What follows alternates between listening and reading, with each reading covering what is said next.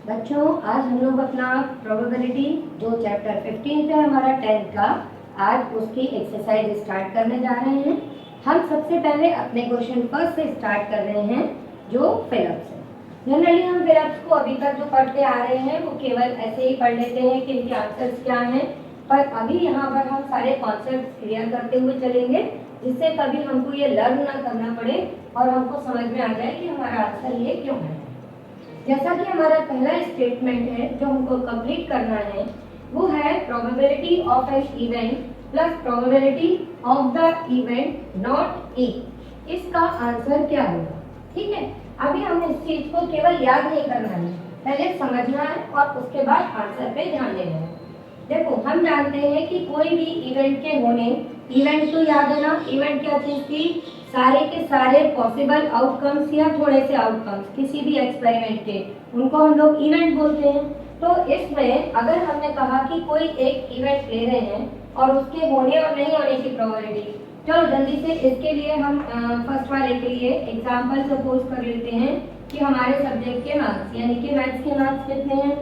हमने कहा कि अगर हमारे मैथ्स में मार्क्स आ रहे हैं 76 आउट ऑफ 80, ठीक है, तो 76 आउट ऑफ 80 अगर आपके मार्क्स आ रहे हैं तो ये आपकी क्या हो गई? ये हो गई आपकी मैथ्स की प्रोबेबिलिटी। प्रोबेबिलिटी क्या होती है? अपने possible outcomes divided by total outcomes. तो ये जो मार्क्स होते हैं ये भी प्रोबेबिलिटी की तरह होते हैं, ये मैं कई बार बता चुकी हूँ। अब हमको निकालना है नॉट इवेंट। यहाँ पे मैथ्स के मार्क्स हमारे एक इवेंट हो गए। अब अगर हम ये कहते हैं कि हमारे मैथ्स में मार्क्स कितने नहीं आए, तो हमारे मैथ्स में कितने मार्क्स नहीं आए? 80 में से 76 आए, तो कितने मार्क्स नहीं आए बेटा? 4 नहीं आए। अब फर्स्ट पार्ट में यही कहा गया है कि किसी इवेंट की और उसके नहीं होने की प्रोबेबिलिटी का सम क्या होगा। तो अगर हम इन दोनों को ऐड करते हैं तो हमारा आंसर क्या आएगा? ध्यान से देखना, फिर इससे अपने को आइडिया लग जाएगा कि हमको आंसर ये क्यों लिखा गया है, किस लिए लिखा गया है। डायरेक्ट अगर हम लिख लेंगे तो हमारे मन में हमेशा कंफ्यूजन रहेगा कि ये आंसर कहाँ से आया। अब मैथ्स के अपने मार्क्स ये थे, कितने मार्क्स नहीं आए वो ये थे, दोनों का हमने एलसीएम लिया, ये आ गया 80, ये हो गया 76 प्लस 4, तो ये 80 डिवाइडेड बाय 80, कैंसिल किया, आंसर क्या आ गया? 1। तो अब आपको समझ में आ गया होगा कि अगर कोई भी इवेंट के होने और उसके नहीं होने की प्रोबेबिलिटी का कहीं पर भी सम किया जाएगा तो उसका आंसर क्या आएगा? 1। क्लियर? अब सेकंड वाले को समझ लेते हैं। सेकंड वाले में लिखा है the probability of an event that can not happen is. अब जो चीज हो नहीं सकती, जो चीज हो नहीं सकती मीन्स उसके पॉसिबल आउटकम्स कितने होंगे? 0 होंगे। फॉर एग्जाम्पल कि अगर किसी ने कहा कि मैंने 11th में अपना जो सब्जेक्ट चूज करना है वो ले लिया मैथ्स, अब मेरा सोशल में इंटरेस्ट नहीं है, सोशल का मैं पेपर देने भी जाता हूँ तो मुझे कुछ नहीं आता, तो उसके सोशल में मार्क्स सपोज कर दिए हमने कि उसके सोशल में मार्क्स आ गए 0 आउट ऑफ 100 या 80, जो भी कुछ।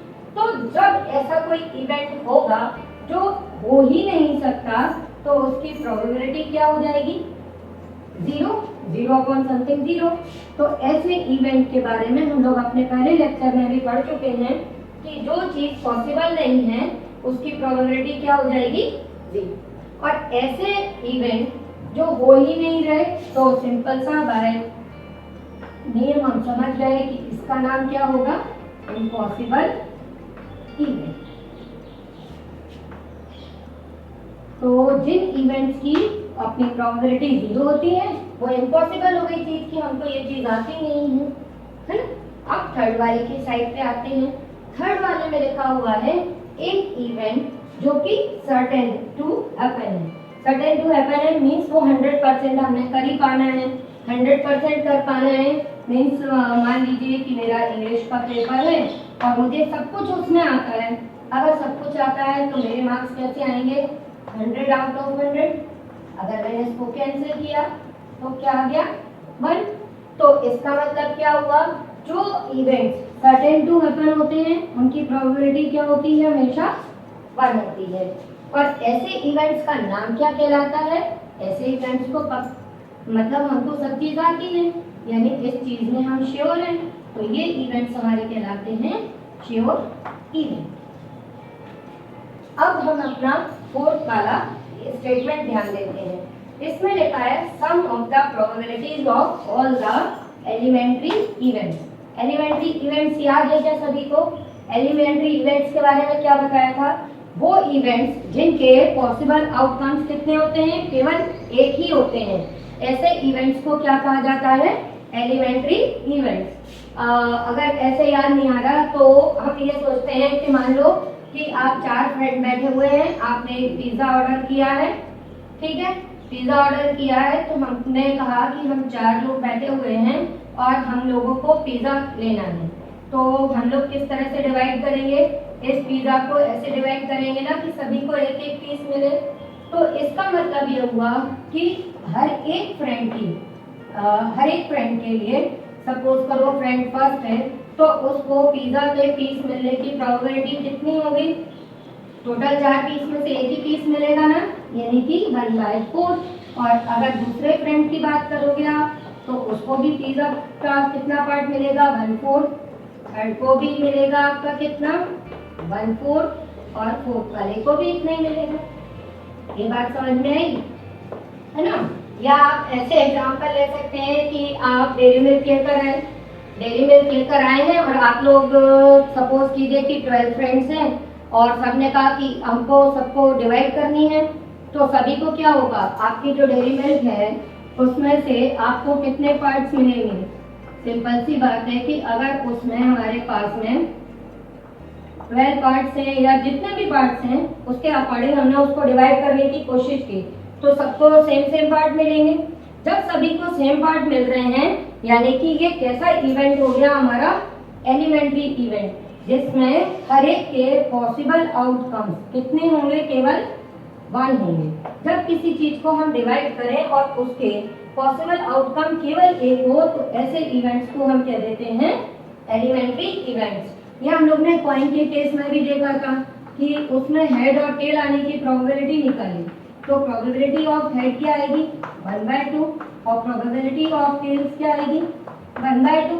तो इसमें भी इसके होने की प्रोबेबिलिटी का पॉसिबल आउटकम क्या आया? 1। तो ऐसे इवेंट्स को कहते हैं एलिमेंट्री इवेंट्स। अब कम टू द पॉइंट कि ऐसे इवेंट्स की सारी प्रोबेबिलिटीज जितनी भी होती हैं, अगर आप इनका सम निकालेंगे तो वो क्या आएगा? फॉर एग्जाम्पल, अभी हम ये पिज्जा वाला एग्जाम्पल लिया, अगर हम सारे फ्रेंड्स की प्रोबेबिलिटीज को ऐड करेंगे तो आपको क्या दिख रहा है कि अगर प्रोबेबिलिटी ऑफ 4 फ्रेंड्स को आपने ऐड किया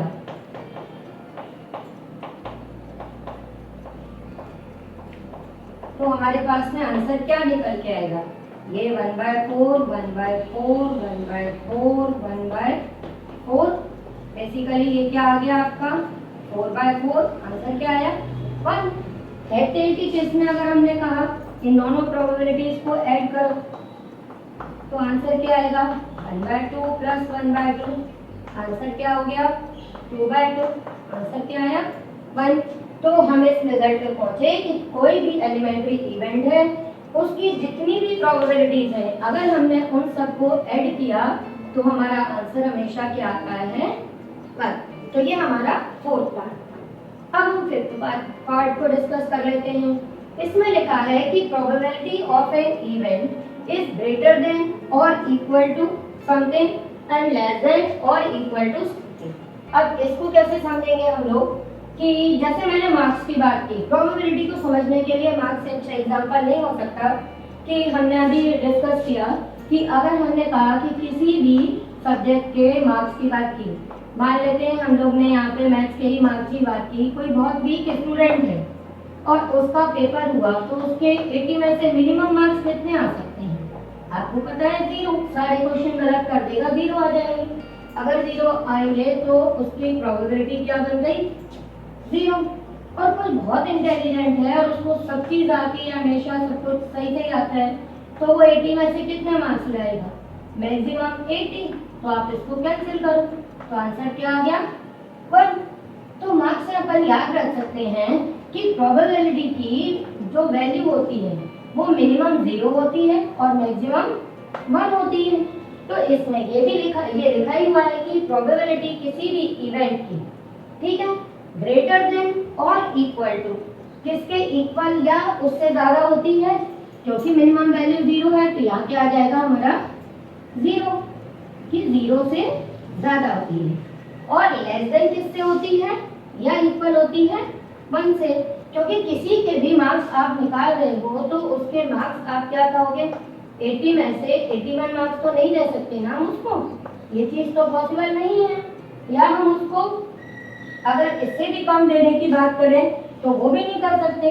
तो इसलिए ये कहा जाता है कि किसी इवेंट के जो प्रोबेबिलिटी है वो मिनिमम 0 होती है और मैक्सिमम 1।